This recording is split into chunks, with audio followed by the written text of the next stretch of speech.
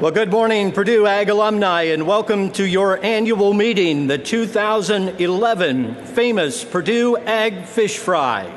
I'm Dave Russell from the Brownfield Ag Network and happy to be the announcer for today's Grand Parade of Dignitaries. Thank you for joining us today for the 8th annual Purdue Ag Fish Fry to be held here at the Indiana State Fairgrounds. We have over 1,400 alumni, friends, and volunteers today to celebrate Purdue agriculture. We are happy to return to our beautiful home here at the Blue Ribbon Pavilion, and we hope that you will enjoy the exciting program we have planned. In fine Purdue Ag tradition, today we will honor some of agriculture's most distinguished citizens, men and women who work tirelessly to build business and communities and to support and strengthen the agricultural industry. As always, one of our main purposes in gathering together today is to celebrate our agriculture and natural resources professions, and most of all, our beloved land-grant university, the fairest in all the land, our own Purdue.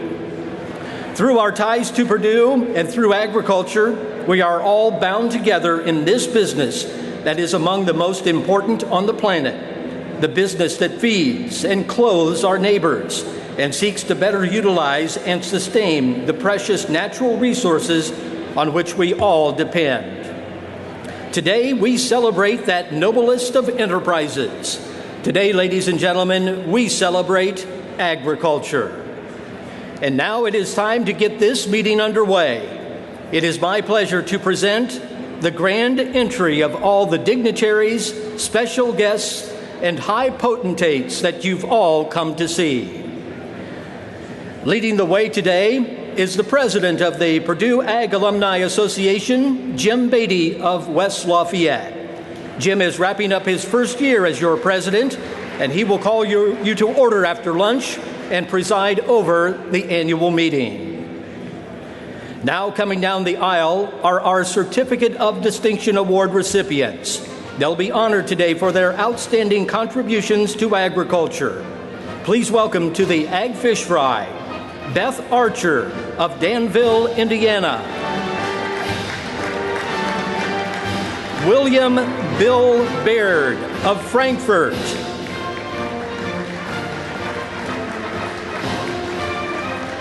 Byron Ernst of Lebanon.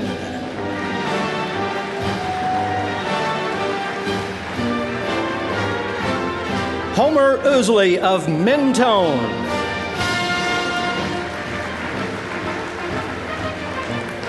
Joe Peden of Bloomington.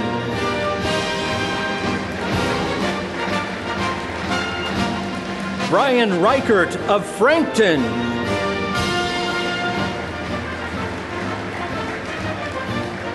Scott Rumble of Lafayette.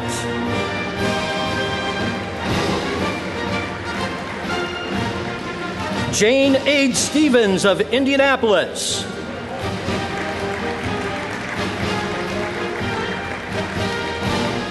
Mark Townsend of Hartford City.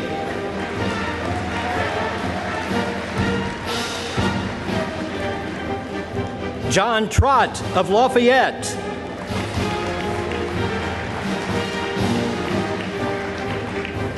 And Jim Vorst of West Lafayette.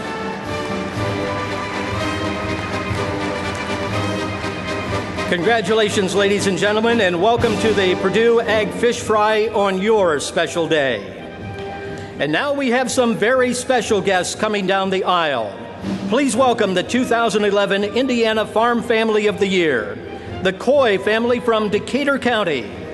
Coming down the aisle are Jim, Jeannie, Paige, and Abby Coy. The Coys farm 900 acres of corn and soybeans and raise 250 show pigs, as well as goats and poultry.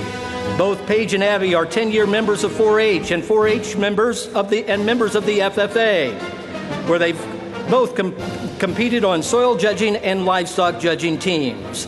Please welcome the Coy family and congratulate them on being named the 2011 Indiana Farm Family of the Year.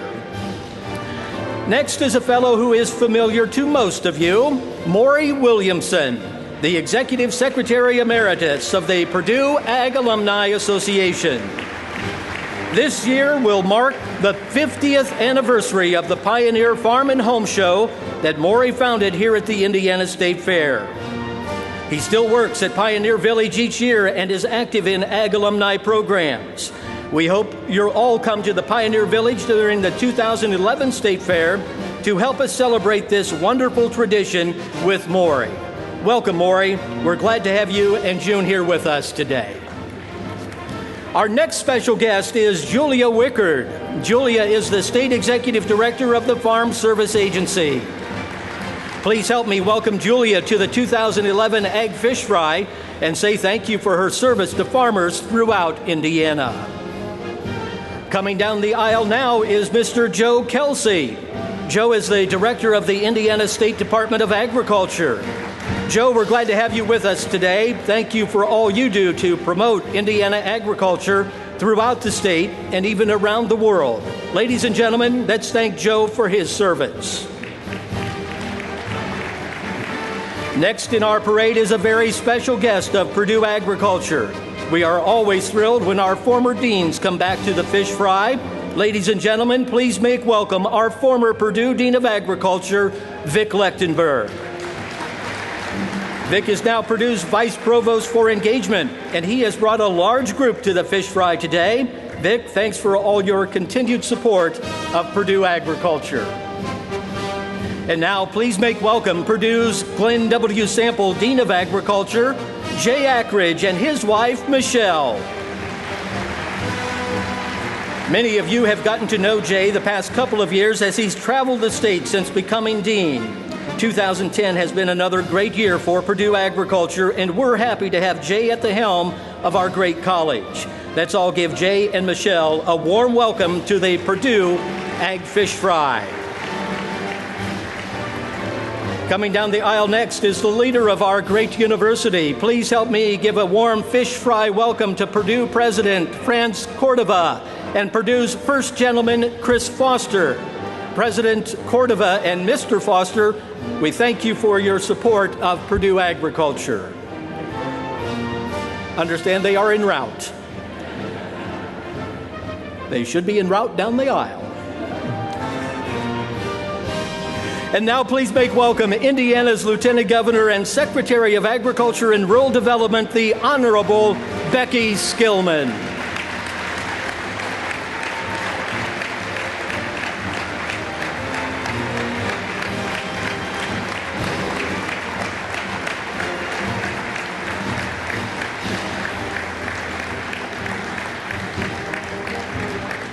Next in our grand parade is the Honorable Joe Donnelly, who represents Indiana's 2nd District in the United States House of Representatives. And now, ladies and gentlemen, here comes our main attraction. Now coming down the aisle is the Boilermakers Extra Special, piloted by the Purdue Reamer Club. And aboard the Extra Special is today's guest speaker, former U.S. Secretary of Agriculture and now Senior Fellow of the Bipartisan Policy Center. Ladies and gentlemen, a big Purdue welcome to Mr. Dan Glickman.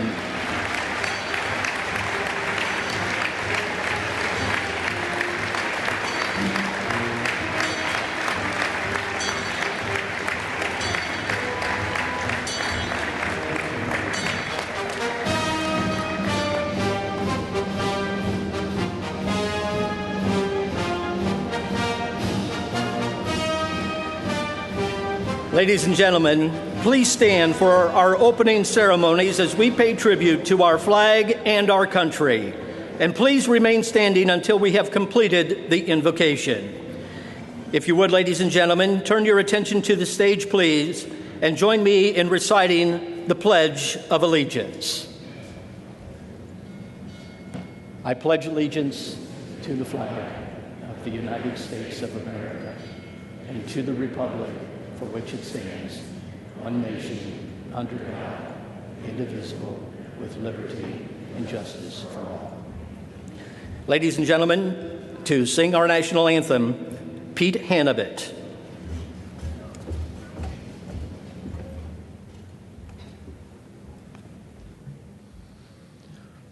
Oh, say, can you see by the dawn's early light what so proudly we hailed at the twilight's last gleaming, whose broad stripes and bright stars through the perilous fight o'er the ramparts we watched were so gallantly streaming, and the rocket's red glare, the bombs bursting in air, gave proof through the night that our flag was still there. Oh, say, does that star-spangled banner yet wave o'er the land of the free and the home of the brave?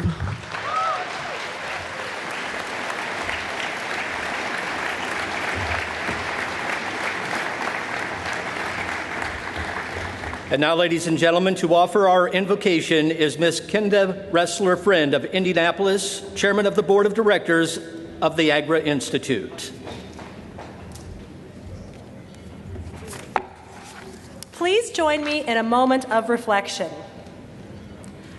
Almighty God, we gather here today marveling at the wonder of your nature. The snow and ice of this week remind us of your power, and it is this same power that allows a tender seed to grow in soil, nurtured by caring hands, nourished by rain and sunshine. We know that spring will come. We gather here thankful for the fellowship this amazing gathering provides, with the opportunities to see old friends and make new ones. There's something special here, and each of us are thankful to be part of it. We gather here as people grateful for the many opportunities we have to help feed a hungry world, a world where we will need to produce more food in the next 40 years than was produced in the previous 10,000. Everyone has a role to play in solving this pressing challenge that is manifested today in the fact that 1 billion people live in a state of hunger. Our industry is truly essential. May the food we enjoy together nourish our bodies and remind us of the privilege we have to be in this awesome industry called agriculture.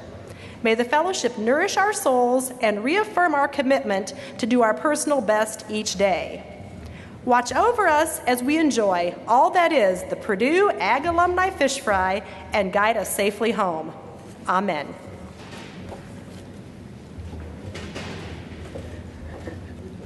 Thank you, Kenda. You may be seated.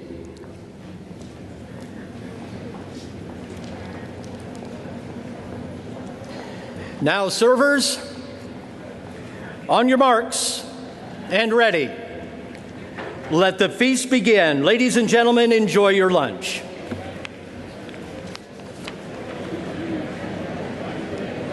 All right, ladies and gentlemen, I hereby call the annual meeting of the Purdue Agricultural Alumni Association to order.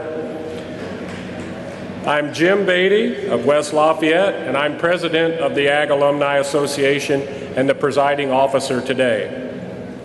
To start things off, I'd like to recognize some special guests in our attendance. Guests, if you would please stand when I call your name so that we can recognize you, I'd appreciate it. This afternoon, we're honored to have two members of the Purdue Board of Trustees with us. First, Mr. Michael Berghoff of Indianapolis, and Mr. John Harden of Danville. John is also our alumni trustee representing agriculture on the board. Let's thank the members of the Board of Trustees for their service to the college and Purdue.University.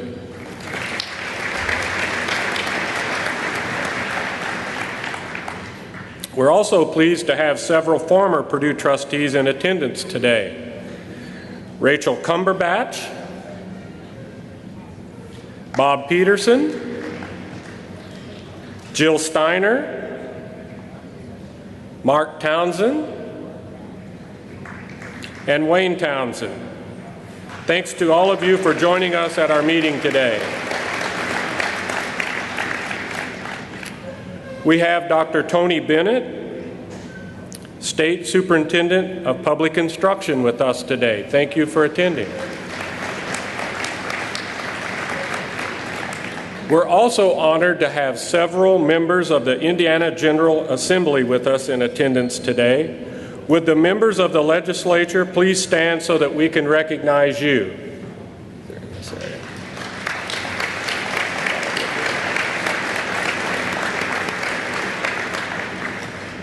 Thank you, ladies and gentlemen, for your support of Purdue and your support of Indiana agriculture. Let's give them another nice round of applause.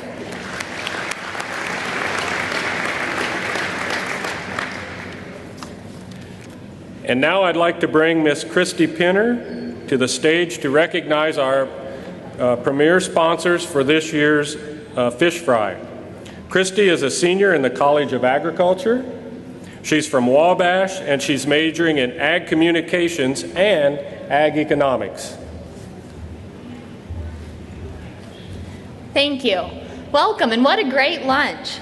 It's wonderful to see such a full crowd here today, even with all the obstacles Mother Nature's thrown at us the past week and continuing today. I was trying to think of a creative way to break the ice up here, but I think we've all had enough of that for a while, so. As Mr. Beatty said, I am Christy Penner, a senior graduating in May with degrees in agriculture communications and agriculture economics. I'm from North Manchester, Indiana, where I grew up on our family farm and found my passion for agriculture. My passion for agriculture and my background led me to Purdue, which has been one of the best decisions I've made yet. Looking back on the past 3.5 years, I never imagined that I'd be standing here representing the college. I also never imagined that I'd be leaving my small town to chase dreams that I didn't even know existed until I came to Purdue. I'll be moving on in May to pursue my passion with Dow AgriSciences. After completing a summer internship with them, I knew this was where I fit and where I could make a difference for every stakeholder in the field of agriculture. I believe we each have a responsibility to tell the story of agriculture, and I hope that each of you can find a way to share your passion for agriculture and the future. I want to thank all our donors here today who have done that. They've showed their devotion to agriculture and to the future through their generous donations. Because you have cared enough to share, thousands of students have come to value education and agriculture. On behalf of the entire faculty, staff, and students, I would like to thank the following donors. And if you can please hold your applause till the end, we'll thank them all at once. Dow AgriSciences, Beck's Hybrids, Indiana Soybean Alliance, Elanco Animal Health, Archer Daniels Midland, Asgrow and DeKalb, Bunge, Consolidated Grain and Barge, Farm Credit Services of Mid-America, Halderman Companies, Hoosier Energy, JBS United, Kokomo Grain, Purdue Federal Credit Union, and Tate & Lyle Americas. If we could please thank them now.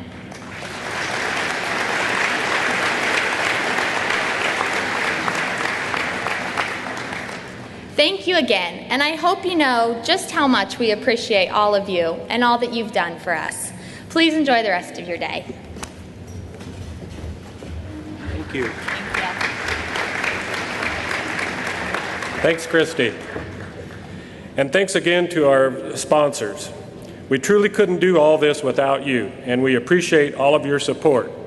And now I'd like to recognize some of our other sponsors of today's program. You'll find these sponsors on the inside cover of your program. First, I'd like to recognize the Indiana Soybean Alliance.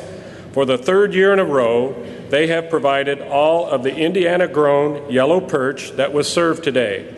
This fish is a premium product, and it's only through the generous support of the Soybean Alliance that we're able to make it a part of our meal. Thanks to all of Indiana's soybean farmers and for helping us put the fish back in the fish fry. Let's give them a big round of applause.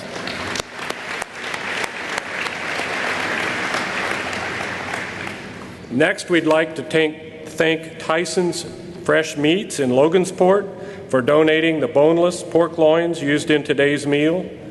We've served pork since 1999, and at this event, we appreciate Tyson's for coming on board this year to sponsor the pork. Thank you, Tyson's. Please join me in another warm round of applause.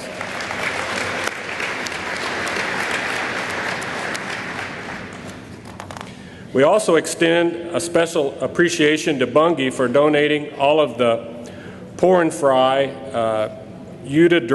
deep frying oil used in prepare the fish for today's lunch.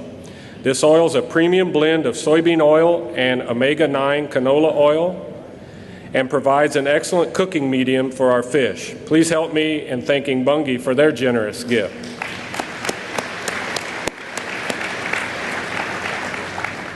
And I'd also like to thank Indiana Farm Bureau for their generous sponsorship. Thanks to President Don Vilwalk and all of Indiana Farm Bureau for their partnership in this event and for their support of Ag Alumni throughout the year. We're doing great things thanks to their support. Join me in thanking Indiana Farm Bureau.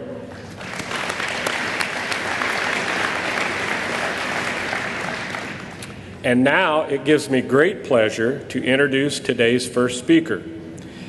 It is my great honor to introduce a public servant who's a champion of Indiana agriculture and who's now serving in her second term as Indiana's Lieutenant Governor and Secretary of Agriculture and Rural Development, the Honorable Becky Skillman. Lieutenant Skillman.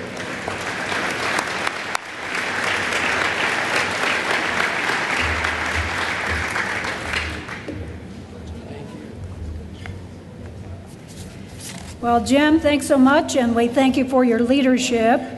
It's been a pleasure having lunch with Jay Akridge. As you might imagine, Jay and I are at the same events several times each year, from wielding our hammers at the Habitat for Humanity agricultural build to traveling the globe to bring back more opportunities for agriculture. And, of course, we have joint oversight of several agencies that regulate agriculture as well. So, Jay, I hope you know just how much I enjoy our association and the great partnership between the state and Purdue.University. And my friend arrived, President France Cordova and Chris. We value your leadership, you must know that. We know that you are very proud of the state's and Purdue's very strong agricultural heritage, and we thank you for all you do. It's just great to be out of the State House for a while. Glad everyone could make it here today. I don't want to say that there are a lot of big heads over at the State House, but I do think Purdue Pete would blend right in. But seriously, this is where we come to visit with all of our partners in agriculture. And by the way, a big congratulations to Alpha Gamma Rho. This is a long-standing ag fraternity that's celebrating 100 years. And of course, we also thank the gentlemen of Farmhouse. We thank the women of Sigma Alpha for all you do to help us build up the industry. We're all working toward the same goal, and that is to make agriculture the best it can be. And our desire is for Indiana to be a global leader in the innovation and the commercialization of food, fuel, and fiber production. So we could not ask for a better partner than Purdue as we work toward that goal. And I will tell you, we are making some great progress. When we visit other countries, China, for example, we know just how fortunate we are to have a strong agricultural industry, to have affordable and abundant food. America and the world are quite literally depending on agriculture and this industry to thrive and grow. You know, there's never been a time when so many are dependent on so few for their quality of life. And that presents agriculture with some huge responsibilities and some challenges to conquer. But on a very positive note, you know, if I were asked to name one industry that fared well this past year, I would say agriculture. It's one of few sectors that could report significant growth. Now, we're not without our challenges, of course. That is the one constant we can count on. But I think all of us know that 2010 was an improvement over 2009, and this year can be greater still. Agriculture, as many of you know, contributes $25 billion a year to our state's economy. There's nothing more important we will do than advocate for agriculture. And our Indiana State Department of Agriculture is working to do just that.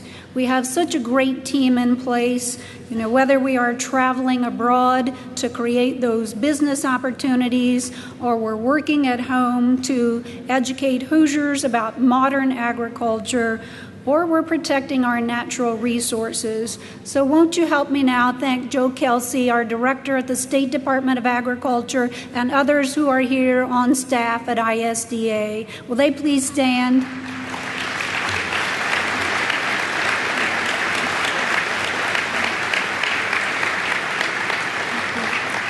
Thank you. Well, one of the most rewarding aspects of my job is to be a voice for agriculture. So with my voice, I thank you for your tireless efforts in the field, in the classroom, in the lab, or in the halls of our State House. I certainly look forward to many more fish fries as we celebrate progress and forward movement in agriculture. So thanks so much for all you do. All hail Purdue.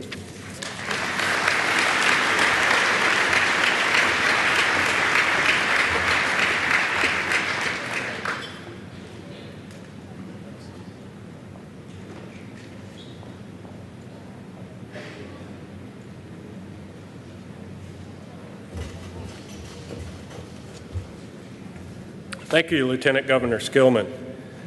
Next, we're honored to have a member of Indiana's congressional delegation with us today. Congressman Joe Donnelly represents the 2nd District of Indiana in the United States House of Representatives. Please join me in welcoming Congressman Donnelly to the stage.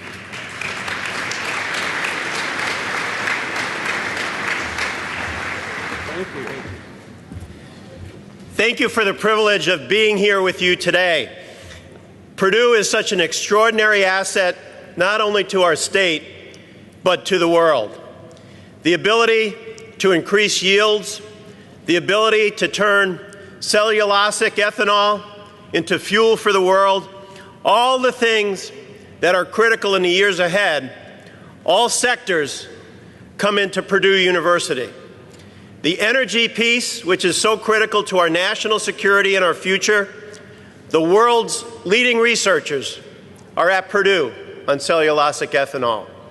On food, the world's leading ag people, the best farmers in America and in the world, all come through Purdue.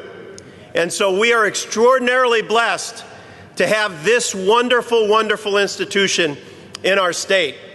I just want to tell you, I happen to be a Notre Dame graduate. And I see people leaving the building at the moment. And I've spent many a Saturday morning heading down on 25 from South Bend to West Lafayette with great optimism, and many a Saturday evening heading back up 25, having lost and been beaten up in Ross-Ade Stadium. There you go. In my office one time, I had a group from Purdue come in, the great leaders of this great university, and I just happened to look down, and I was wearing my blue and gold Notre Dame tie. I didn't realize it at the time, so I kept my mouth closed. It didn't have the insignia, it's just the blue and gold colors. And as the group was leaving the office, One of the officers of the university pulled me aside and he goes, "You know, it was extraordinarily thoughtful of you to wear that black and gold Purdue tie." And I said to him, "Sir, I'd do anything for the Boilermakers." But to all of you, you are making such a difference for our state and for our world. You feed the hungry, you fuel our nation, and you have driven Indiana's economy. So thank you. God bless all of you, and God bless the state of Indiana. Thank you very much.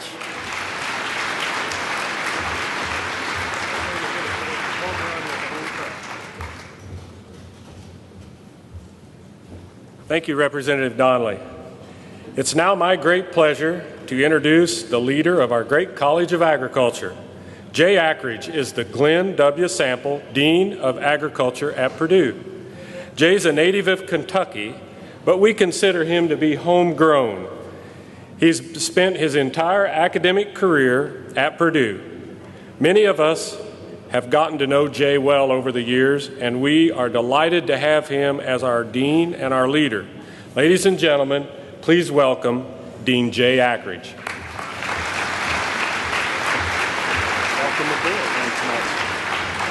Thanks, Jim, and thanks to each of you for coming. We were talking about the weather this morning, and people said, "Don't worry about it. The fish fry crowd is a very stubborn one, and they'll be here despite the weather." And that's true. We got a great turnout, and for this great event, just appreciate you being here. It's certainly one of my favorite events of the year.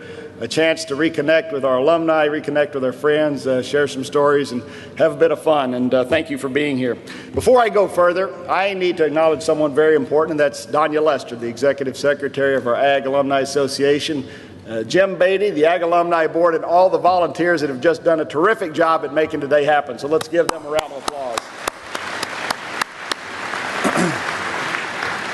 And despite the weather, we're delighted to be joined by Lieutenant Governor Skillman and Representative Donnelly and our Director of Agriculture, Joe Kelsey.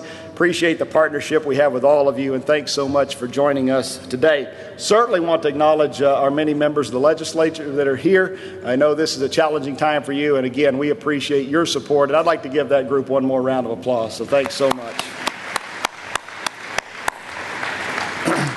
Christy Penner did a fantastic job of recognizing our sponsors, and this event wouldn't happen without them, and I just want to add my thanks as well for their ongoing support. So we've got a full schedule. Donya did give me a couple more minutes this year, and she did say a few, and she meant it, so don't be too nervous about that. But, you know, we're nearing the 150th anniversary of the Morrill Act this year, so it was a piece of legislation enacted in 1862 that established our land-grant universities. And that land-grant concept, as people in this room know, took life in the middle of the Civil War, and it combined this idea of post-secondary education, research that was aimed at addressing societal problems, and extension that took the university into the countryside. And it created a true engine for transformation in this country. You know, I think it's a model that's admired and emulated around the world, and in my opinion, it perhaps is even more relevant today than it was at that point in time. And I love the one quote by Justin Smith Morrill, the senator who introduced the act. He was commenting on the land-grant concept back in 1887, and he said the design of the land-grant university comprehended not only instruction for those who may hold the plow or follow a trade, but such instruction as any person might need with the world before them all to choose. An education that prepares students in a way that they have all the world before them to choose, I think that's a land-grant concept that rings true today. So why the history lesson with a crowd who knows all about the land-grant concept? Well, part of the reason is our college has an aspirational goal to be the model of a land-grant college of agriculture in this country, and we believe the people of Indiana deserve that kind of college. We work towards that goal every day. We think we do a pretty good job in some areas, and some others, we got a lot of work to do. There's a lot of things I think that are part of that idea, but three things come to mind. One is excellence, one is focus, and one is partnerships. If we're going to be a national model for a land-grant college of agriculture, we have to be very good in teaching, in research, and extension. In the teaching area, we capture this idea as students prepared to make a difference. Enrollments are strong, highest since 1982 this past year, and last fall more than 500 of our students received scholarships, many of those supported by the people in this room, that totaled over $1.4 million. Tremendous support for students in the College of Agriculture from you.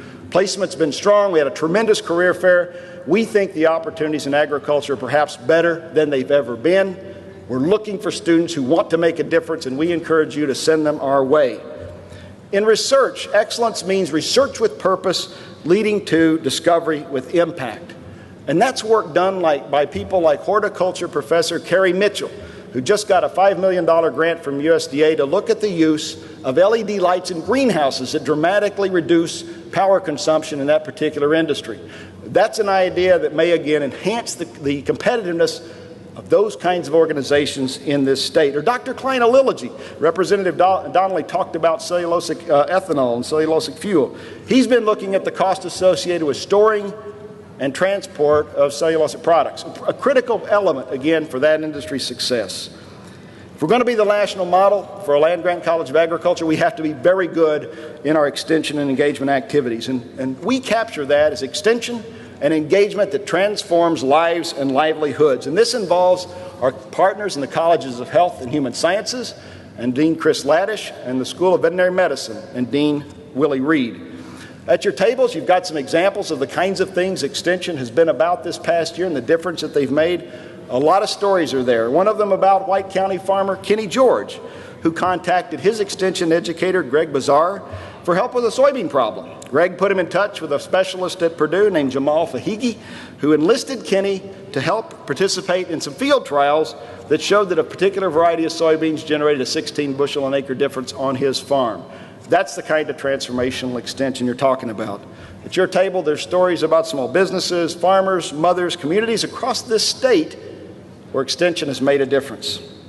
Second point's focus. And in this time where resources are constrained, we've got to be very focused on the important problems our industry and state face, and those areas where we can lever our strengths. And what's it mean? For us in the teaching area, it means a real focus on what we call transformational learning. It means getting students involved in internships. It means getting them into the undergraduate research experience, our leadership development certificate program.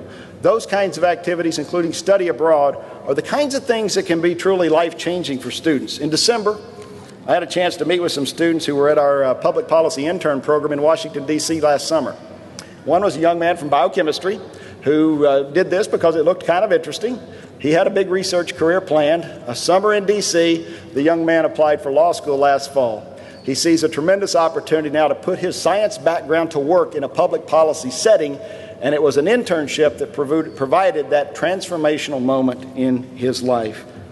Extension and Director Chuck Hibbert has got a new strategic plan that's focused on 8 key issues of importance to this state, to put Extension to work on those issues that, again, the people of this state find most important. I won't read all of them now, but one of them is around providing producers and consumers a more complete and science-based understanding of our food system. One's about improving the efficiency, diversity, and sustainability of food production. One is around preparing at-risk children to succeed in kindergarten and beyond, and there's one that focuses on Indiana's capacity to protect its environment and natural resources. There was a lot of listening done to put this plan together. More than 850 stakeholder comments received online, county listening sessions throughout the state.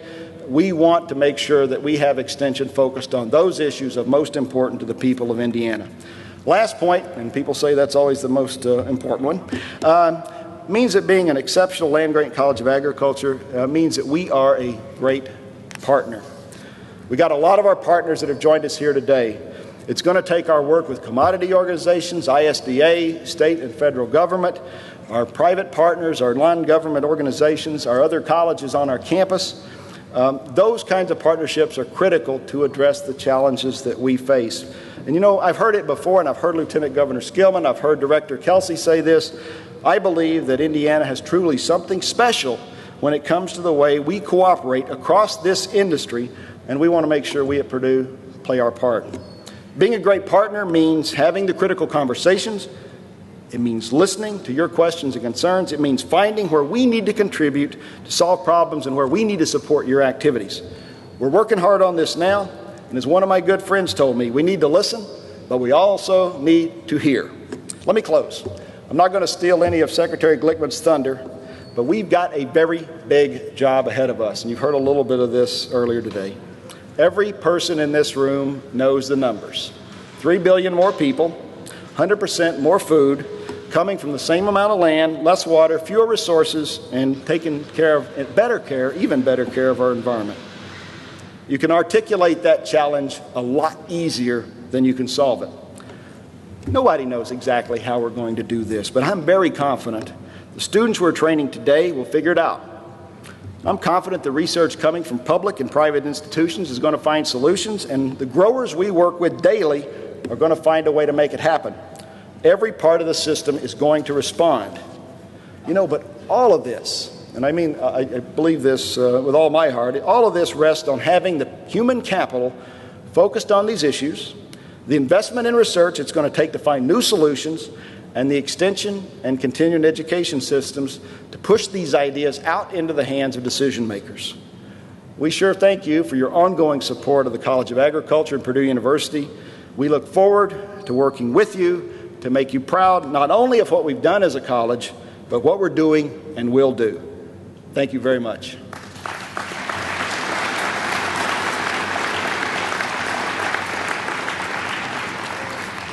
It's now my pleasure to welcome someone who is a very familiar face at our Purdue Ag Alumni Fish Fry, our 11th president of Purdue.University, Dr. France Cordova.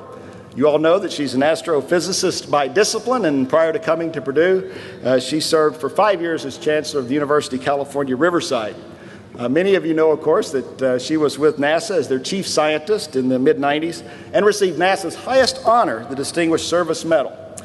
She has a lot of commitments that she represents Purdue as part of her role, and one of those is currently serving as a 6-year presidential appointment on the National Science Board. Her strategic plan, New Synergies, truly reflects our mission as a land-grant university. She's placed a real emphasis on the student experience at Purdue, and that's something we're very excited about as a college. And I need to add that she's certainly been a terrific supporter of Purdue agriculture. We've pursued some very ambitious initiatives over the last year, and her support has been key to making these things happen. Ladies and gentlemen, it's a real pleasure to introduce the president of Purdue.University, Dr. France Cordova.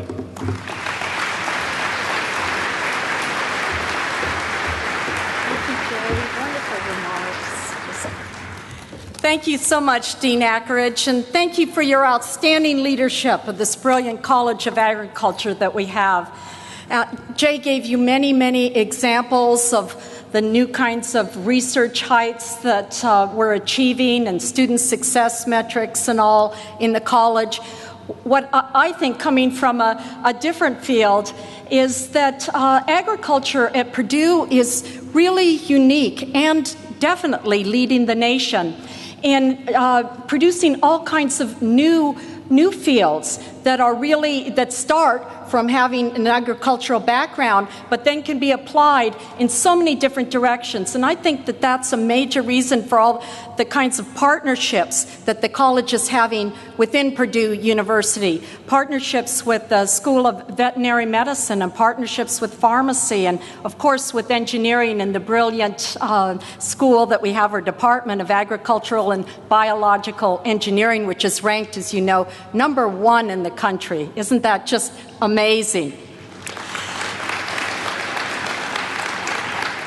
Well, to all of our distinguished leaders here, our legislators, our trustees, our business partners, our alumni and friends, thank you so much for joining us today. It was a brave act to come here, and also you had to have a little bit of luck, I found out, with the roads and navigating them. And of course, we're all here because we're just loyal and committed to agriculture and to Purdue.University. And I want to thank the Lieutenant Governor for your leadership. You've been just a great friend and just such a role model for all of us who are committed to agriculture and just committed to higher education, and personally, Becky, for women in leadership positions in the state. And that can't be underestimated. A huge hand, again, for our Lieutenant Governor, our Becky Skillman. Thank you, Becky. And the Honorable Dan Glickman, thank you so much for being here today. You've had such a varied career. It's just been amazing in the couple of minutes we've gotten to talk. I've found out about the diversity of all the institutions that you've led. I'm very impressed, of course, that you are also chairman of the Motion Picture Association for several years. And Secretary Glickman told me, and I don't think he was exaggerating, that this event is much more interesting than attending the Oscars. So thank you for that. Purdue and the College of Agriculture are very proud to sponsor the Indiana State Fair, and we always love Purdue Day at the fair.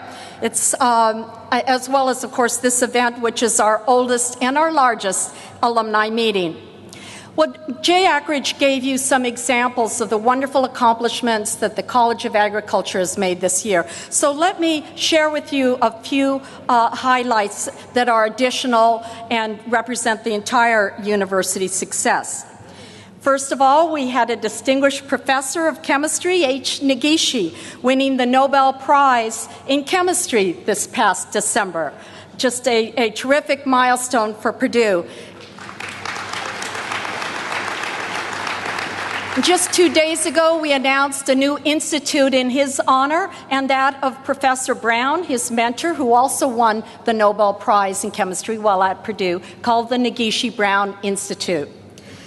I'm sure many of you saw Purdue's forensic entomology team from the College of Agriculture featured on Discovery Channel's Dirty Jobs. Anybody catch that wonderful program? It was fun, it was ugly, but it was important. Quite amazing to see how our research is making an impact in forensic science. Last fall, it was a powerful moment when Neil Armstrong returned to Purdue to present Captain Chesley Sully Sullenberger, the hero who landed his plane safely on the Hudson River, and also a Boilermaker, receiving his master's from Purdue in industrial psychology with an emphasis on emergency situations. Neil Armstrong presented Captain Sullenberger with the Neil Armstrong Medal of Excellence, and Sullenberger is returning to campus in a couple of months to receive an honorary doctorate and make some remarks to our graduating students.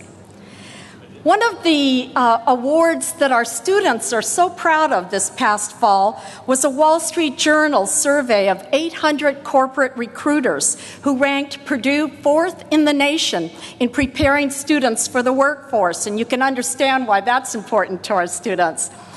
Purdue also was the only Big Ten university to go up, way up, in the U.S. News and World Report's rankings. In the last 2 years, 10 position places.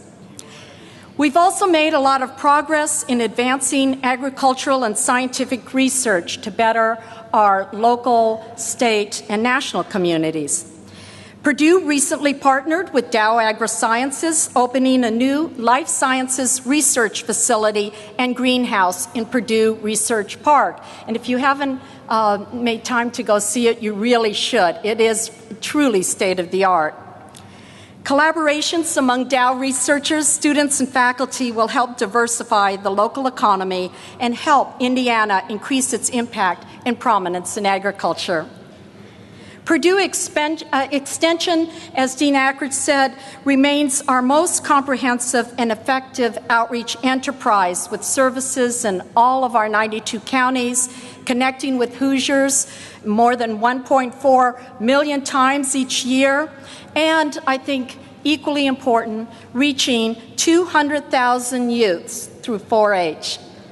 I can't count how many times during the year I talk with our students, whether it's in dining halls or in leadership experiences around the campus, and I ask why they came to Purdue and what their goals are, and they trace it back to a 4-H experience that they had. So truly, this kind of experience is preparing them for just a great future. We recently recruited a brilliant professor, a member of the National Academy of Sciences, which is about as good as it gets for faculty receiving awards for their academic prowess. This person is named Zhang Kong Zhu, and he's been recruited to our College of Agriculture, where he'll continue his groundbreaking research on a really frontier area that grew out of plant cell biology. It's called epigenetics, and he's a foremost leader in the world. In fact, he is the most highly cited plant cell biologist in the entire country. The Global Policy Research Institute is also something new at Purdue this year. It links science and society and is partnered with the College of Agriculture and 2009 World Food Prize winner, our very own Dr. Gabisa Ejeta, on global food security. You'll hear more about this from former U.S. Agriculture Secretary Dan Glickman in his remarks. We're very, very proud to have not one but 2 World Food Prize winners hailing from Purdue. I want to thank you, each of you, for the role that you play in strengthening Purdue's role in agricultural research and development. Enjoy the rest of your day. Go Boilers and hail Purdue.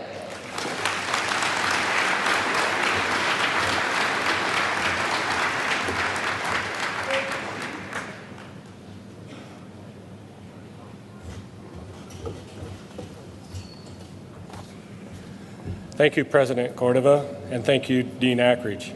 The next part of our program is a very important one to our association as we present this year's Certificates of Distinction. I'd like to introduce you to our Ag Alumni Vice President, Roger Hadley, to read the award citations as I present the awards. Roger, would you and our 2011 award winners please join me on stage at this time?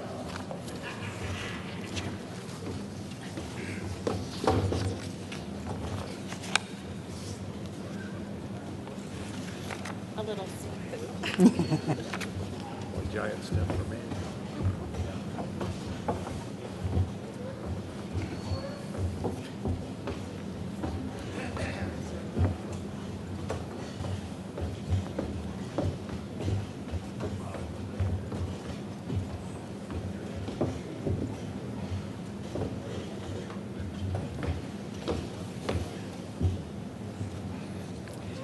It's my pleasure today to present the 2011 Ag Alumni Certificates of Distinction to 11 people who have made extraordinary, exemplary contributions to agriculture and to their communities. The Certificate of Distinction is the Ag Alumni Association's highest award, and we welcome nominations from all of you as we seek to honor the best among us. You can contact the Ag Alumni office to get more information on how to submit a nomination. The email address is on the back of your program. Now turning to this year's recipients, I want to call your attention to the detailed biographical information that each of this year's honorees in your program. These biographical sketches describe their career accomplishments and service they've rendered to our profession and to the greatest society. Please take some time to read through these and be prepared to be inspired. Their accomplishments are many, and their service to others has been unending. These are the champions of agriculture. They are the best of the best, and we are honored today to present them with the Purdue Ag Alumni's highest honor, the Certificate of Distinction. Ladies and gentlemen, when I call your name, please step forward and remain while I read your recognition. After receiving your award, please step back and return to your place in line. First, Beth A. Archer. Beth Archer of Danville is the Executive Director of Agra Institute, a position she's held for 20 years. During her tenure, Agra Institute has become recognized as the premier agricultural leadership organization in the country. Archer has been recognized by her peers as an exemplary leadership executive, and she practices what she preaches by sharing her talents as a volunteer leader for a host of agricultural and community organizations. Beth A. Archer, for your exemplary record of service to agriculture and your community, I am pleased to present you with this Certificate of Distinction.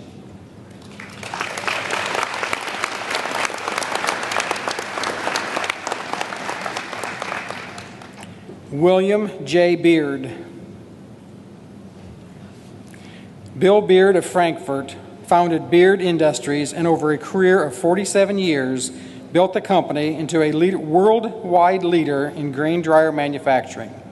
He is a servant leader in his community, a philanthropist whose gifts have left their mark on numerous religious, community, and educational institutions.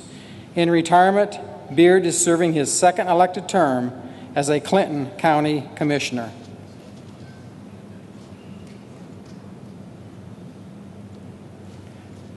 William J. Beard, for your exemplary record of service to agriculture and your community, I am pleased to present you with this certificate of distinction.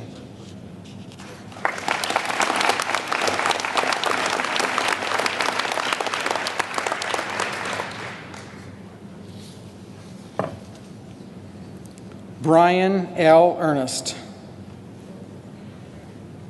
Brian Ernest of Lebanon is an agricultural science teacher and head of the agriculture department at Lebanon High School. He started the ag program from scratch, and in just over 6 years has grown the department to 4 teachers and more than 580 students. Ernst was the first ag teacher ever named Indiana Teacher of the Year, and numerous local, state, and national organizations have honored him for his innovation and success in the classroom.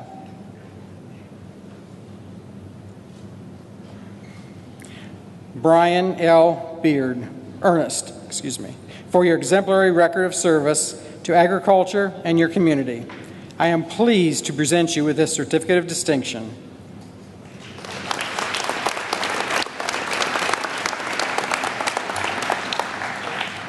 Homer Ousley, Jr. Homer Ousley of Mentone has been the farm manager for Creighton Brothers for 40 years, managing 8,000 acres of cropland, 700 acres of forage land, and 1,200 acres of woodlands. A noted conservationist, Ousley has served on many advisory boards and has been honored by the Kosciuszko SWCD and others for his dedication to stewarding natural resources. Beyond the farm, Ousley shares his talent and leadership with 2 churches and his local food bank. Homer Ousley, Jr., for your exemplary record of service to agriculture and your community, I am pleased to present you with this certificate of distinction.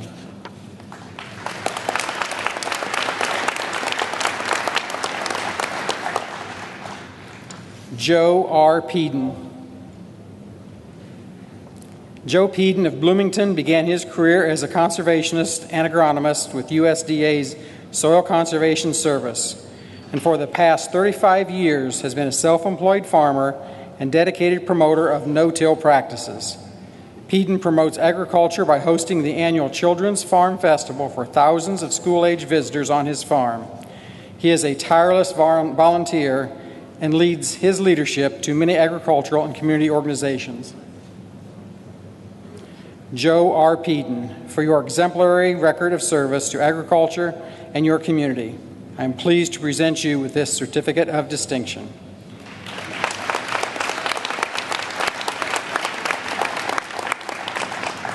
Brian L. Reichert. Brian Reichert of Franklin is the president and CEO of Red Gold, LLC, a family-owned and operated tomato processing company. Under Reichert's leadership, the company has grown from 170 to over 1,500 employees and is the largest privately owned tomato processing company in the world. Reichert has been a leader in national canning and food processing associations and has led his company to develop an extensive portfolio of philanthropic partnerships. Brian L. Reichert, for your exemplary record of service to agriculture and your community, I am pleased to present you with this certificate of distinction.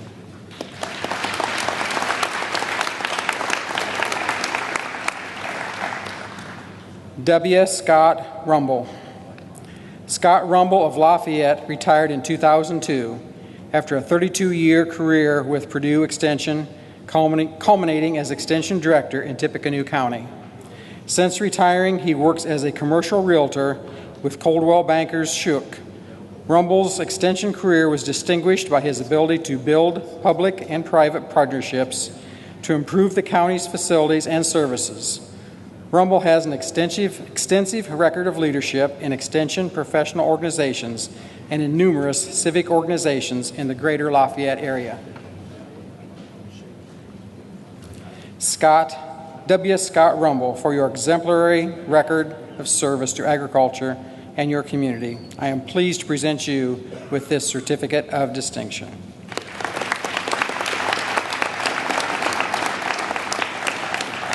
Jane Aid Stevens. Jane Aid Stevens of Indianapolis is Executive Director of the Indiana Soybean Alliance, the Indiana Corn Marketing Council, the Indiana Corn Growers Association. Stevens has a distinguished career as a communications professional, both in the public and private sector. She is recognized as a thought leader in the area of communicating agricultural messages to a non-agricultural public. And through her service to both 4-H and FFA, her professional mentoring activities, Jane is impacting the development of the next generation of agricultural leaders. Jane Aid Stevens, for your exemplary record of service to agriculture and your community, I am pleased to present you with this certificate of distinction.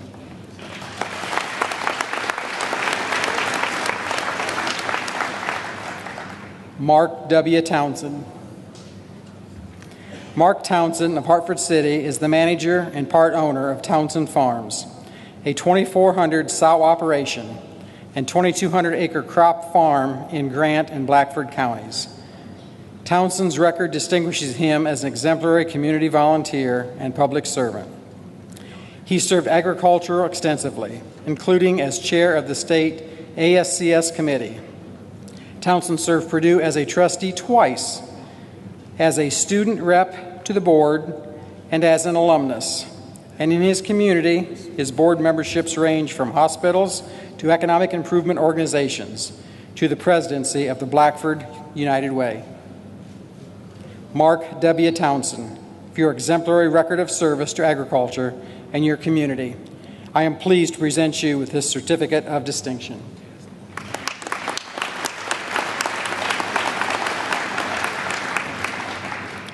John O. Trott. John Trott of Lafayette retired in 2000 as Director of the Purdue Agricultural Careers and Assistant to the Director of the Office of Agricultural Research Programs. His 24 years of service to the Purdue College of Agriculture included 15 years as a county extension educator. Trott is a veteran of the U.S. Marine Corps who served in Vietnam. He has volunteered for many organizations, including Rotary and the Indiana 4-H Foundation, and he is a long-serving board member of the Purdue Federal Credit Union. John O. Trott, for your exemplary record of service to agriculture and your community, I am pleased to present you with this certificate of distinction.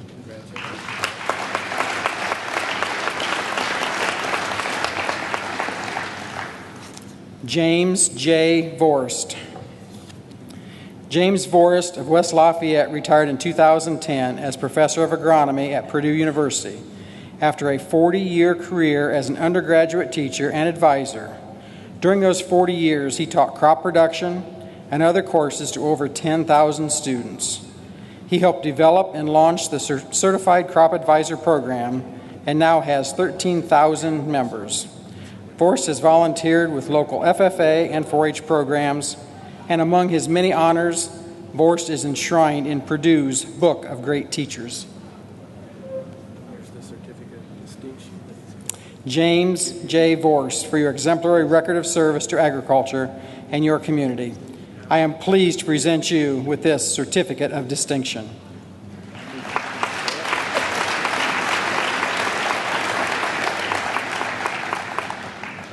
Ladies and gentlemen, please join me in another round of applause for our entire 2011 class of Certificate of Distinction Award recipients. Thank you, Roger. Thank you. Thank you.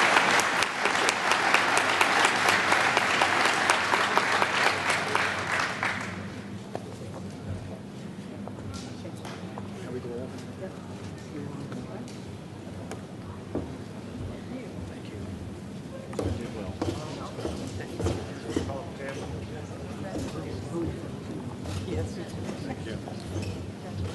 job.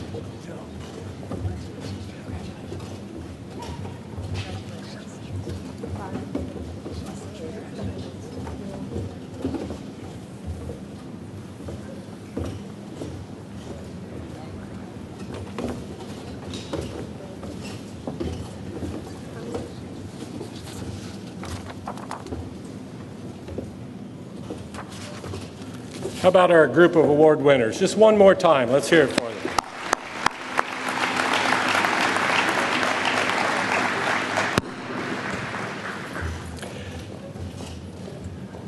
And now we'll continue with the business meeting of the Ag Alumni Association.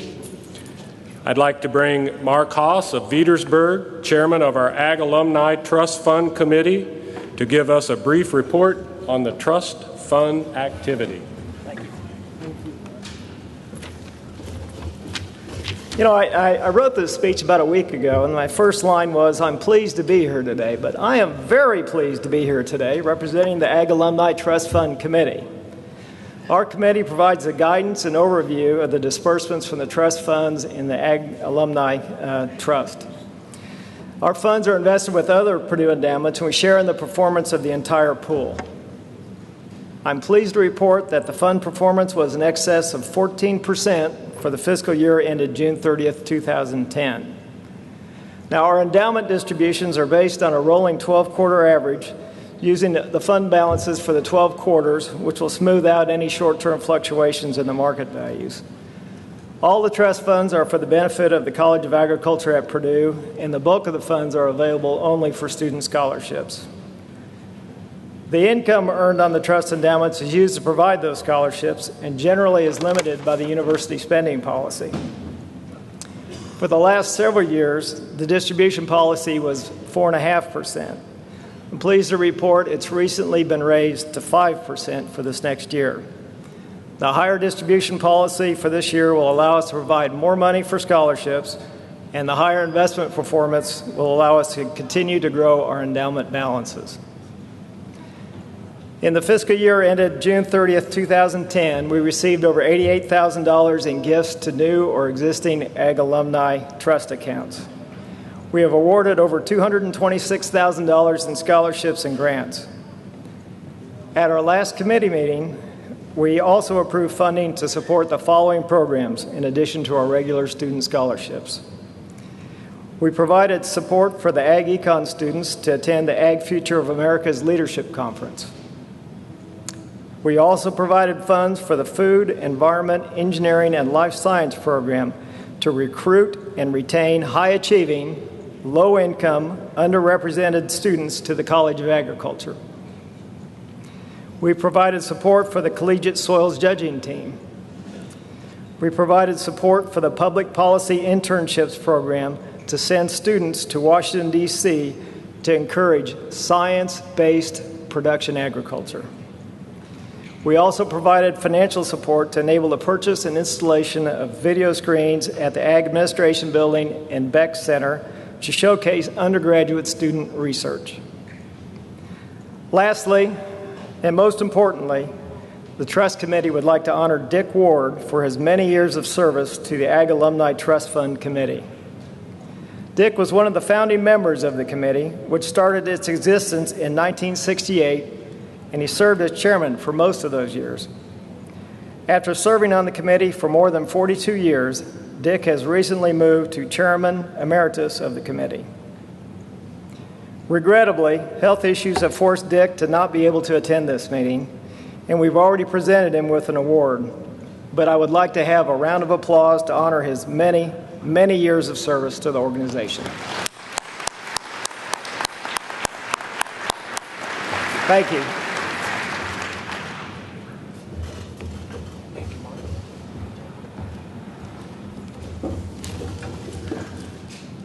Thank you, Mark.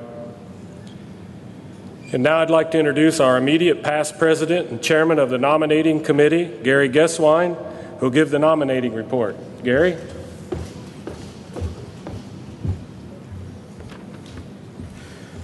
You know, Jim lives near home in southern Indiana. I was from that area, and I left this morning. It was 74 degrees in Harrison County. Oh, I read that wrong. 34 degrees. I'm sorry.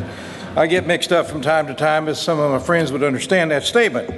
But anyway, we have a short report for a nominating committee this year that include officers we'd like to present to you. President Jim Beatty, Vice President Roger Hadley was elected last year to a 2-year term, and so they will continue in that office. Nominated to be elected to a 1-year term, Treasurer Larry Neese from West Lafayette. Larry is a seat administrator in the Office of the State Chemist. Also for Secretary to be reelected, Ellsworth Christmas of West Lafayette. Class B Directors, 3-year term. Nominated to Fort Wayne area for a 2-year term is Paul Jacobs of Huntington. Paul is a 1992 graduate of the College of Agriculture. Reelect for a 3-year term. District positions, Linda Maxey. Linda is an agriculture teacher at Crothersville. Class A directors for 1-year terms. These people are appointed to serve on the board by virtue of their Purdue positions or their positions as officers of the Ag Alumni Association.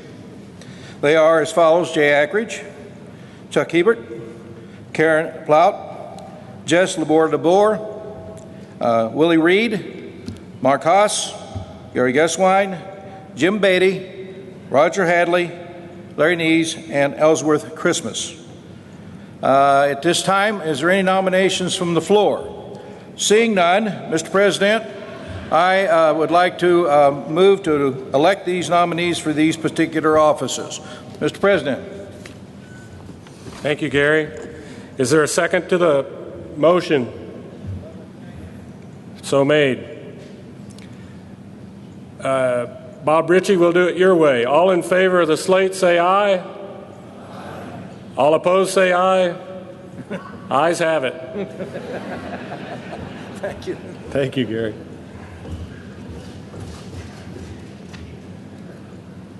Well, now it's time to get your seatbelt on, because I assume she's got herself all wound up. Here comes our Executive Secretary, Donya Lester, to present her report on the association's activities. Donya.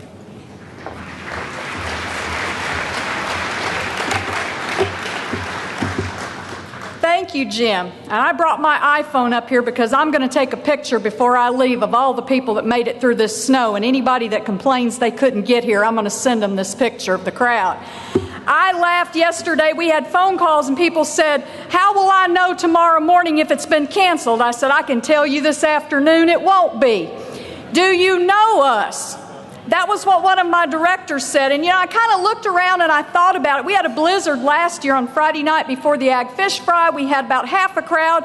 This morning we got a blizzard during the travel time, and we've got better than half a crowd. So I think that snow during your travel time just gives you more war stories, and you all are like the guys in the old days that love to have their war stories about getting to the fish fry. But I thought about it and I thought, well, why is it that everybody comes here when the weather is so horrible? Well, my goodness alive, we're the people that don't get snow days with our jobs anyway. All of y'all been working all week through all this. This is a vacation for you. You didn't have to feed the cows. You're not out chipping water for any livestock or any of your animals. You're not out worried about getting the generators going. You're here having fun. Someplace was warm. Somebody made the food for you. This is a vacation for people in agriculture. So it's a great day to be with the Purdue Ag alums at the Fish Fry. And I told somebody else, I said, the good thing about weather like this, I know by golly when I stand up in front of this crowd, everybody wants to be here. There are no fence sitters in the audience today. If you were lukewarm about Purdue, you didn't bother to come today. So I'm among my people this afternoon, and I thank you all for your devotion. I would love to thank a couple of people that made all of this possible today. My devoted assistant, Debbie Jakes, who's been at Purdue.University now almost 31 years, and she's spent over 10 years of that in our office. If you call and need things done, you know who does it. Debbie does it. So please help me thank Debbie Jakes for all she does to organize this event.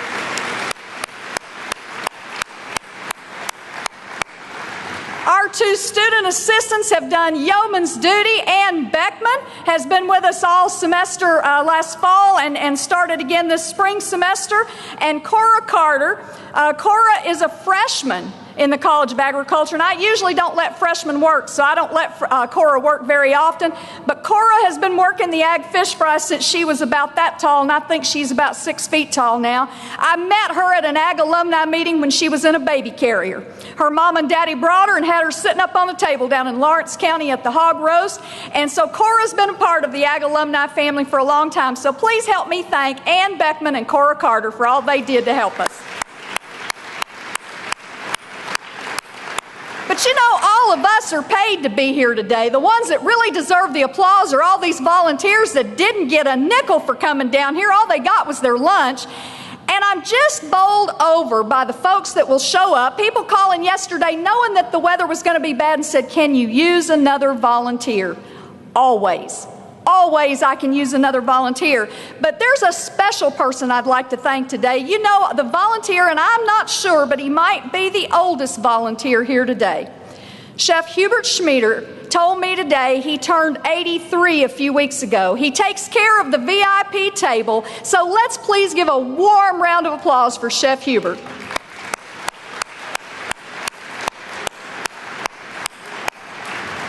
I asked you in my report last year to care deeply about this university and this College of Agriculture for one more day than you had done the previous year. And if you cared deeply about us for just one more day, we could do incredible things. And incredible things we have done. But this year I've got a little something extra to ask you. I want you to do something that I know you do really, really well. I want you to tell our story. I want you to make us Indiana's best kept secret no more. The Purdue College of Agriculture is an incredible organization. You all know that our students are the leaders on Purdue's campus. For a college that has 10% of the population at Purdue, we will consistently have the outstanding students in the university half of the time. That's the kind of students that we have, thanks to those leaders who come up to us through FFA, through 4-H programs, and I want you to help us tell that story. I especially want you to help us tell the story of Purdue Extension, because you see, Purdue Extension is the front door to our land-grant college in all 92 of Indiana's counties. We are thrilled that we still have staff members who represent our college in all of our counties, that every citizen of Indiana is just a few miles from the nearest Purdue staff member, and that's an important distinction of a College of Agriculture at a land-grant university. So please help us tell this story for Purdue Extension. You know, we've got a lot of ways that we make a difference. You see those cards on your table that Purdue Extension makes a difference. And I thought about how is it that we tell that story best? Well, we tell that story by telling about the people we've made a difference for. See, the University of Georgia Extension Service made a difference for me. I'm first-generation college. I didn't know how to apply for college. I didn't know where I ought to go, but you know who did know? My county extension agent. And that's what happens in Indiana every day, in a state where far too many people seek higher education.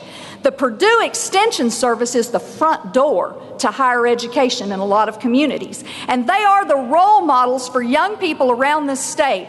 I went to a dinner this winter. I go to lots of extension advisory boards. I'm not that good. I'm just cheap. So they have me for their meetings. And I do a lot of those meetings. And I had a young woman sit next to me, and she told me her story and how Purdue made a difference for her. She was at Purdue. She came from a very disadvantaged background. She said, my parents don't have very much money. She said, they didn't even know that I should go to college. But her local extension agent saw a spark in that young woman, and she said, you need to be at Purdue. And she made sure she got to Purdue. She helped connect her with the resources to go to Purdue, because that young woman's family could have never afforded it. And she went on to share the story. There had been a story written about this young woman in the newspaper. Her mother works on a factory line. And she said one day her boss brought that article out with my picture, and he stopped the production line. And he showed that article to all of her coworkers, and they all applauded my mother. She said, my mama's never had anybody clap for her for anything. But that day, she was special, because Purdue's making a difference in my life. Purdue's making a difference for my family. That's the kind of stories that I want you to tell. I want you to tell those stories to everybody you meet so they understand what this College of Agriculture does for the state of Indiana and what it means to people.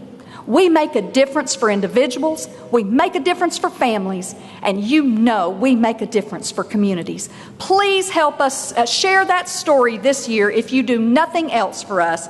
And if you want to really share great stories, join us on Facebook. We have a Facebook group, and if you're a Purdue alum, be my Facebook friend, and you can get to hear lots of other stuff that you never thought about hearing if you're just my Facebook friend. I don't put that on the official page, but you can hear lots of opinions there. I'd love to see you in the cyberspace. Please join us on Facebook, and please help us tell our story of how Purdue agriculture makes a difference for all of Indiana. Thank you so much.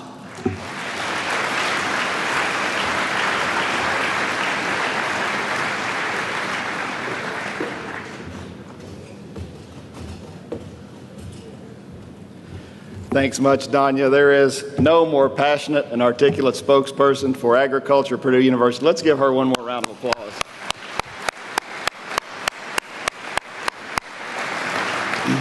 Although my guessing there might be a lot of postings on that page if Danya's expressing a few opinions. So, well, you know, given the prominence of the global food security issue last year, and we really decided to build on the fish fry event that we had featuring Phil Nelson and Gabisa Ajeta. And this year when we started exploring speakers, we wanted someone who could truly provide a national and a global perspective on this issue of hunger and poverty. And it didn't take us very long to settle on the person we wanted. Secretary Dan Glickman is a senior fellow and co-chair of the Democracy Project of the Bipartisan Policy Center. That's a nonprofit organization that was established in 2007 to develop and promote solutions that can attract public support and political momentum in order to achieve real progress on key issues. The BPC acts as an incubator for policy efforts that engage top political figures, advocates, academics, and business leaders in the art of principled compromise. Mr. Glickman served as U.S. Secretary of Agriculture from 1995 to 2001, and under his leadership, the department administered farm and conservation programs, modernized food safety regulations, forged international trade agreements to expand U.S. markets, and improved its commitment to fairness and equality in civil rights. Before his appointment as Secretary of Agriculture, Mr. Glickman served for 18 years in the U.S. House of Representatives representing the 4th Congressional District of Kansas. During that time, he was a member of the House Agriculture Committee, including 6 years as chairman of the subcommittee with jurisdiction over federal farm policy issues. He also served as chairman of the Motion Picture Association of America from 2004 to 2010. Prior to joining the MPAA, he was the director of the Institute of Politics at Harvard University's John F. Kennedy School of Government from 2002 to 2004. He currently serves as co-chair of the Bipartisan Initiative on Global Agriculture and Hunger for the Chicago Council of Global Affairs, and he's vice chair of the Friends of the World Food Program. He serves the board of directors of many organizations, including the Food Research and Action Center, that's a domestic anti-hunger organization, the National 4-H Council, and Center for U.S. Global Engagement, among others. He's also vice chair of the World Food Program. We're just delighted and honored today to have Secretary Glickman here to address the topic, Renewing American Leadership in the Fight Against Hunger and Poverty. Senator Glickman.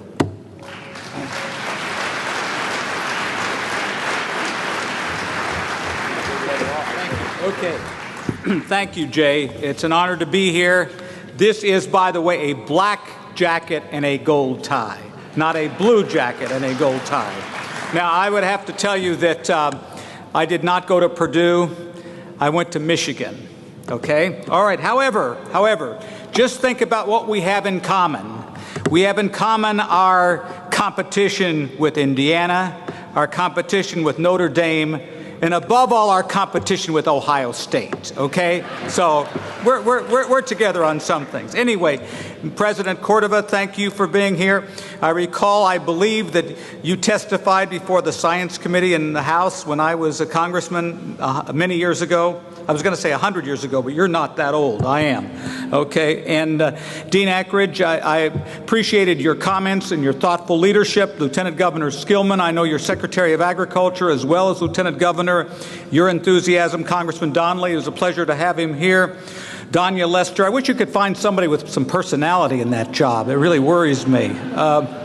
Any event, and then I have other friends. Bob Thompson, former dean, I worked with him on the Chicago Council effort on global agriculture and hunger. Vic Luchtenberg. Vic brought me to Purdue 12 or 13 years ago when I spoke when I was first Secretary of Agriculture. Jim Mosley, I don't know if Jim is here or not, but Jim and I are going to co-chair a long-term effort to look at food and farm policy that's going to be established sometime next month. So I like to think that I have a long establishment with this great university. And it is one of the great universities in the world, not only in agriculture, but in engineering and in so many other areas. I recall that there's a lot of talent in this room.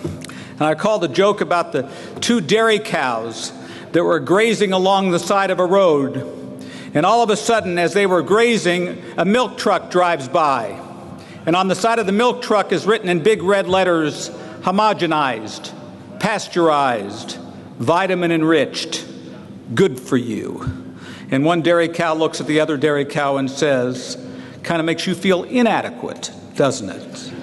So in this room, I feel very inadequate. There's a huge amount of talent, important talent. I was reminded, John Hardin picked me up at the hotel to bring me over here, and he's, of course, been very active at Purdue, and he was active in the pork producers. And I was remembering a story, and I just have to tell you the story because sometimes when you get older like I am, you think back about things that happened. And back in the 90s, John and others came in to lobby me about pork prices.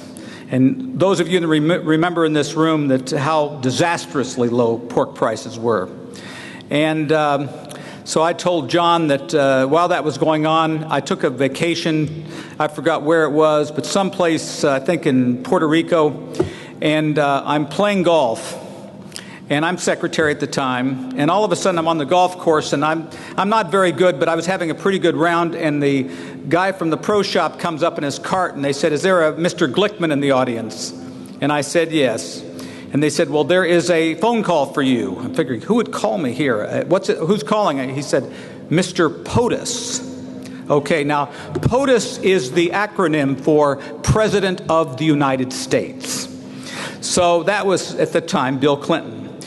But because I had 2 birdies and 3 pars, I decided to finish the round first. And I figured if anybody would understand, Bill Clinton would understand that. So I finished the round, and I go back into the pro shop, and they had a hurricane, and all the landlines were down. And so I get on the phone, and I'm screaming into this big, old satellite cell phone. And on the other line, I hear, Dan? Yes, sir, Mr. President. Where are you? And I told him, and I said, what? He said, what golf course are you at? And I told him, and he says, how's that 6th hole? Isn't that a great hole? I'm figuring, how the heck does he know about that? But Bill Clinton knew just about everything. So I said, well, what's the problem, Mr. President? And he says, well, I got a problem.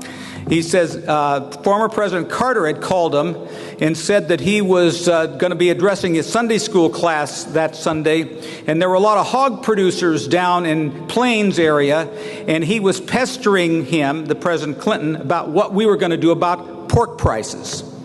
So I'm on the phone in Puerto Rico screaming on the telephone that we're going to buy $50 million worth of pork for the school lunch program. And Clinton says, well, is that all you're going to do? And I said, no, we're going to try to sell more pork overseas. And all I could see is John Hardin's face when I'm talking like this. And he says, well, is that all you're going to do?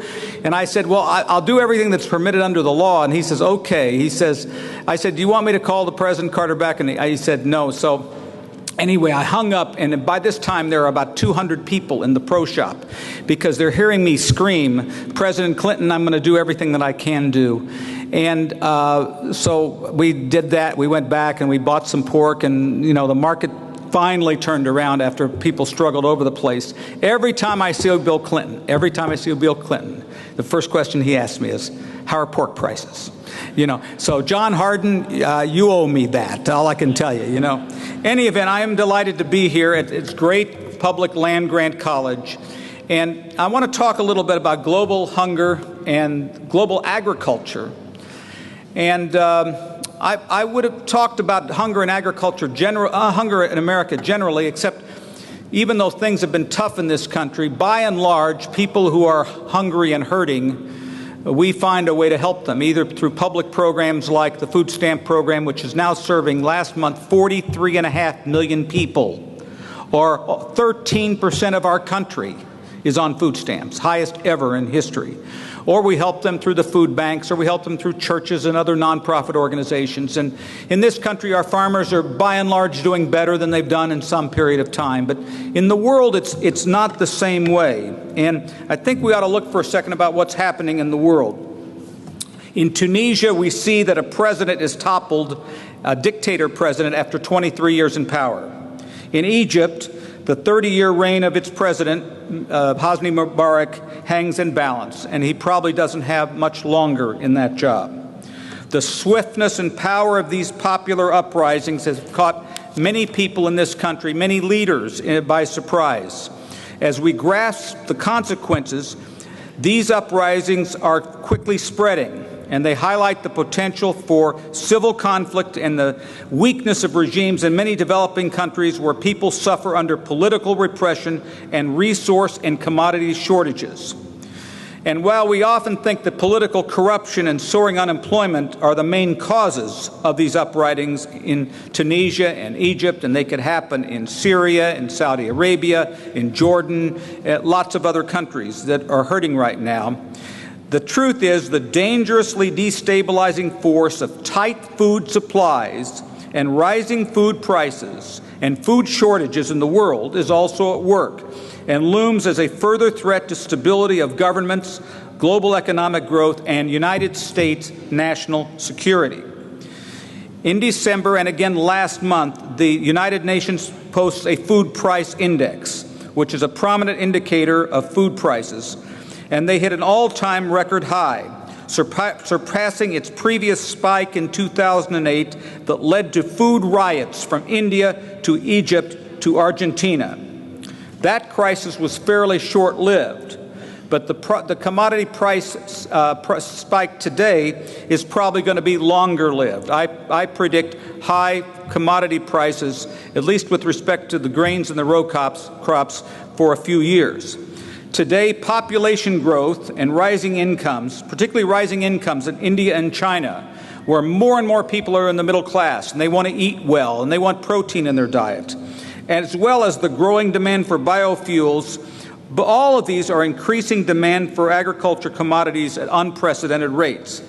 While this is good news for American farmers, and I'm not knocking what's happening, it has global implications for people all over this world, and I'm going to give you a few statistics in a minute. Rising energy prices have increased the cost of transportation and ag inputs like fertilizer. Crop shortfalls like droughts, floods, other natural disasters have further stretched the food supply. With falling stockpiles of essential foodstuffs around the world, we are getting close, perilously close, to a potentially devastating global crisis. Now let's look at the facts for a moment. And I get a lot of my facts from my friend Bob Thompson, who, of course, was your dean for many years. Population growth, Jay mentioned this a little bit, but the population of the world in 2010 was 6.9 billion. By 2050, we estimate it will be 9.5 billion, or an additional 2.6 billion. 2 Chinas will be added to the world in the next 40 years. Of the high-income population of countries like ours in America and Western Europe, our population growth will grow 7% in that 40 years. But the low-income world of sub-Saharan Africa, of South Asia, and Latin America will go from 5.6 billion to 8.2 billion, which is a 44% increase in population. Virtually all the population growth in the world in the next 40 years comes from the developing nations, largely low income, most of whom are not self-sufficient in the production of food. The big increases are in sub-Saharan Africa and South Central Asia. And in addition to that, you look at today's world where about 1.5 billion people live on less than $1.25 a day, and 2.6 billion people live on less than $2 a day. But incomes are going up. They're going up in China, they're going up in South Asia, they're going up in India and other parts of the world, at least with respect to a significant amount of people rising into the middle class. What happens with people when incomes go up from $2 a day to $10 a day? They eat much more meat, dairy, fruits, vegetables. They use edible oils much greater, and there is a rapid growth in raw commodity usage, especially in countries like China, India, Indonesia, Brazil, and Pakistan. So what you got here is you got population growing up significantly. You also have a growing middle class all over the world. They want to eat like us. And they've found that their economies and their political systems are improving to some degree. Okay, so you have those pressures on the demand side of the equation. We're also looking at the whole issue of corn use for ethanol, and I've been a big ethanol backer, although I think we need to be moving much more into the cellulosic world, which I think you're working on here in Indiana. But in the 2008-2009 crop year, 4.5 billion bushels of corn were grown for ethanol use.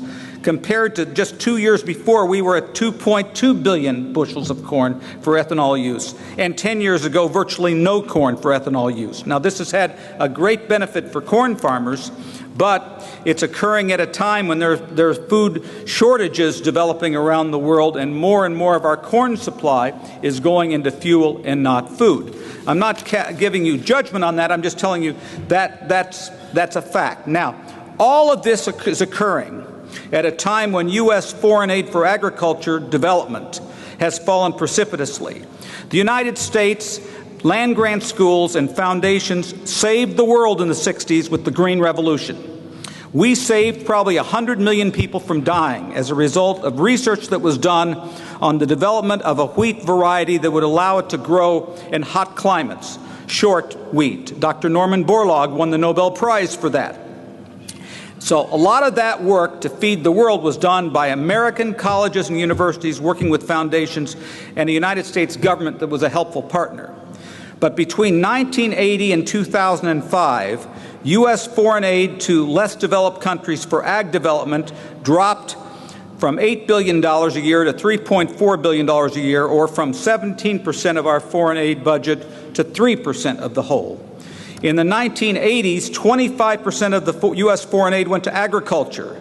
And by 1990, it was 6%. Last year, it was 1%. Now, that is profound. We used to be actively engaged in the world of helping the world become self-sufficient in agriculture.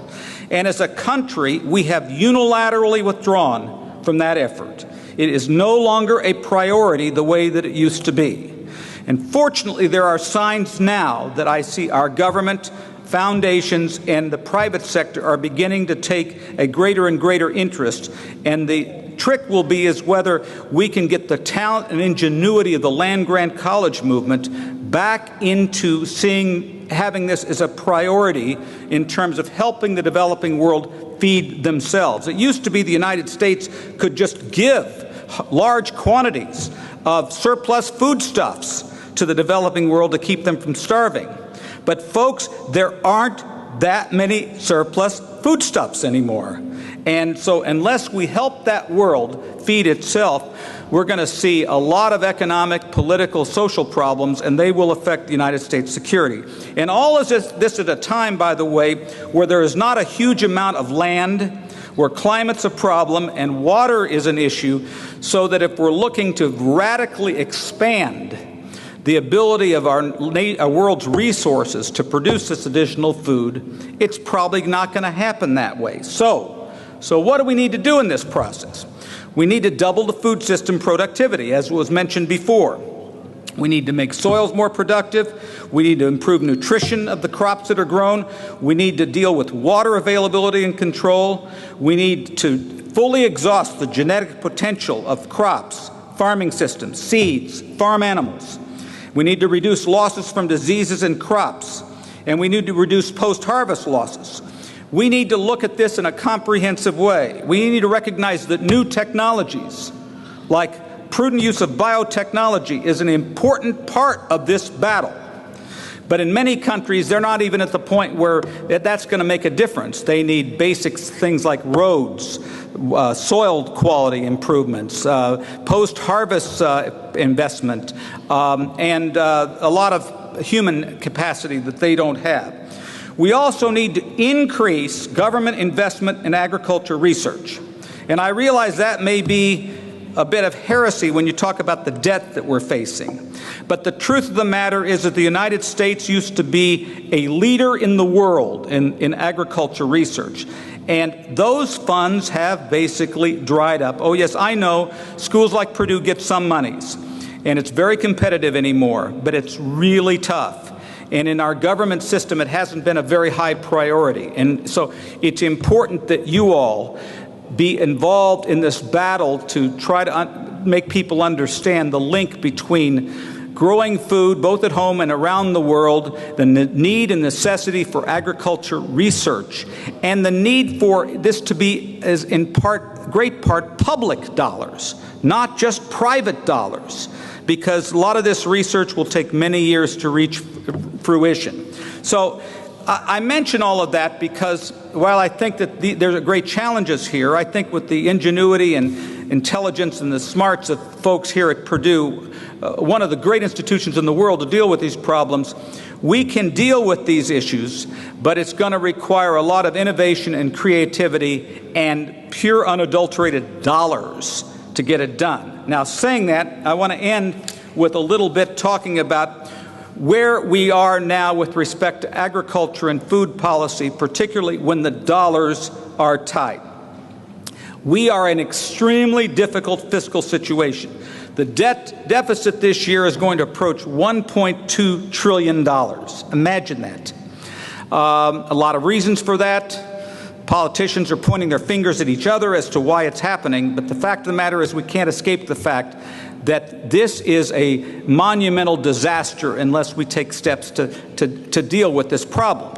Unfortunately, what we found is that everybody wants somebody else to deal with the problem, not in my backyard. So we're going to have to do our best, and hopefully the President and Congress, and I'm actually more optimistic that there's a president of one party and a Congress, at least partially of another party, that they can work together better to get this done. But we are going to have very, very tight budgets. I know you have tight budgets at the state as well. The states have tended to act more responsibly on the fiscal side than the federal government has. But I'm going to go through what I consider to be the 8 questions that we're going to have to deal with in the next Farm Bill, and some of them relate to the first issue that I was talking about. The first issue is, given our tight budgets, and Congress is going to have to raise the debt ceiling next month so we can pay our bills, and the likely reduction of government spending from current levels, how much funding will be made through the budget process to fund our nation's food, nutrition, and farm programs? That's a very key question, because we're no longer operating in the days of flush dollars. It's just a different world. Second question, how will Congress balance the needs of production agriculture with the growing expansion of nutritional assistance programs, such as the food stamp program? This year, 43.5 million people are on it. It's running about $32 billion a year, the highest in history. And then you have farm programs that are also spending, and it's all pretty much in the same budget category. That's the second question. 3, there has been growing interest among some producer groups and members of Congress in expanding risk management tools. That is, the dairy industry is particularly interested in that. Will Congress make a major step towards enhancing risk management programs in the 2012 Farm Bill? And if they do that, will it come at the expense of traditional farm subsidy programs? 4, Does the survival of the biofuels industry depend on continuing programs in place, even during periods of high commodity prices and input costs? Or are there other means of supporting the industry, such as infrastructure development, that are less impactful on commodity prices? 5, how will recent World Trade Organization decisions impact the viability of current farm programs and subsidies, especially since the rest of the world has, particularly the Europeans, have those programs? And will recent decisions by the WTO have significant impact in changing our farm programs? And how far will our government and other governments go in pursuing non-distorting trade subsidies in the future? 6, how much can we and should we invest as a country in longer-term agricultural projects, particularly in conservation and land sustainability programs that have widespread public support inside and outside of production agriculture? 7, at what levels can we and should we fund a research infrastructure that invests in all sorts of problems as widespread as climate change adaptation, environmental challenges, yield and productivity increases at home around the world, challenges to pest and drought resistance, water quality and availability, and do it without arbitrarily restricting the kinds of technologies we will be examining, which is a terrible mistake which some people want to do, just to restrict technologies because they may involve genetic engineering. And how do we balance the push for competitively versus non-competitively awarded research at a time when the U.S. is being challenged in an increasingly competitive global marketplace? I suspect Purdue will be very interested in that particular question. And the final question is, how do we commit the resources necessary to feed a hungry world with adequate emergency food assistance and agricultural development assistance in order to meet the challenge of feeding a growing world where 1 billion people, mostly women and children, are malnourished? These are all daunting challenges, not only for food security, but for our national security. And I haven't mentioned things like the Rural Development Agenda, which desperately needs attention, as well as food safety issues. And there's no question, because of the budget issues, we're going to have to make priority decisions within a limited budget. And yet, we as a country have the strongest agricultural and food system in the world. And we as a country, America, cannot unilaterally withdraw from doing so many of these things we have done so well over the years. All I've talked about will continue to demand American leadership, university leadership, private sector leadership, foundation leadership, farmer leadership. And that also requires that the U.S. government maintain an involvement in all of these areas in order to provide American leadership around the world. Our role as an international leader, America's role as an international leader in a very volatile world where an awful lot of people have political interests different from ours, it demands our continuing engagement in the production, distribution, and consumption of adequate and safe quantities of food. So I bring you this message because I think what you do here is so critically important. The problems are so immense and so comprehensive, but that's never stopped us before in dealing and solving a lot of these problems, certainly over generations. So I thank you for inviting me to Purdue. I would say go Boilers and hail Purdue, but also go blue to protect my Michigan credentials as well. Thank you all very much. Appreciate it.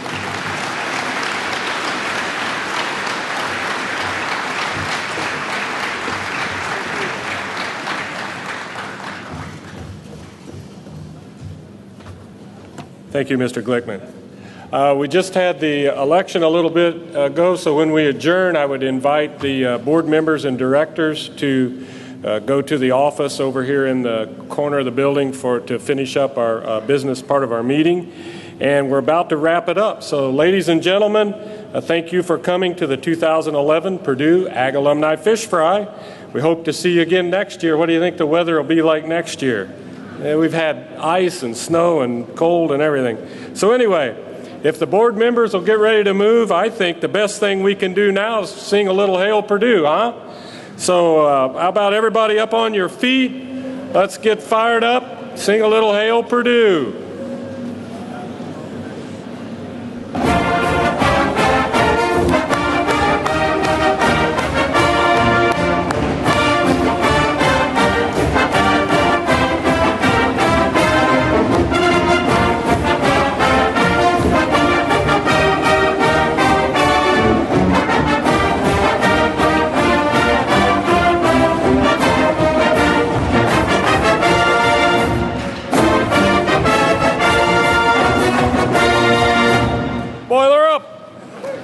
Thank you all for coming. Have a safe trip home. We'll see you at the next Purdue function. Thank you, Danya.